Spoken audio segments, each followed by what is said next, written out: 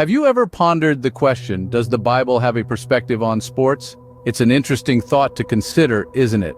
The Bible is a vast and complex book, filled with wisdom and guidance for many areas of life. But what about sports? Is there a connection between our physical pursuits and our spiritual journey? This is the question we delve into today. The Bible, true to its comprehensive nature, does have verses that can be interpreted in relation to sports. One of the most direct references comes from the Apostle Paul in his first letter to the Corinthians, chapter 9, verse 24. Here Paul writes, "Do you not know that in a race all the runners run, but only one gets the prize? Run in such a way as to get the prize." Isn't that akin to what we do in sports, striving to outdo ourselves, pushing our limits, and aiming for the prize? But what is the prize Paul speaks of?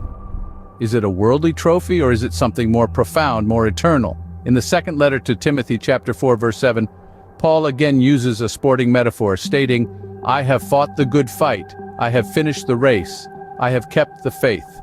Here the sporting event is a metaphor for life's spiritual journey.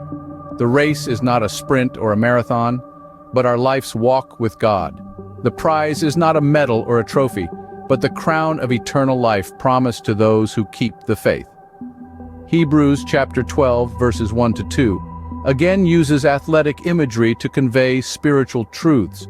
The verse states, "Therefore, since we are surrounded by such a great cloud of witnesses, let us throw off everything that hinders and the sin that so easily entangles. And let us run with perseverance the race marked out for us, fixing our eyes on Jesus, the pioneer and perfecter of faith." What a powerful image! Just as athletes need to shed any unnecessary weight to optimize their performance, we are encouraged to let go of any spiritual hindrances that might deter our spiritual progress. From these verses, it's clear that the Bible does not explicitly speak about sports as we know them today.